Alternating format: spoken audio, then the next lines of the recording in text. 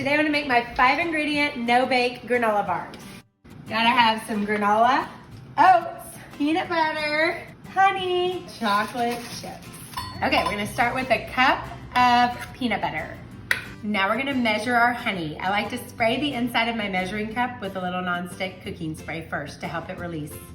Beat together until well combined.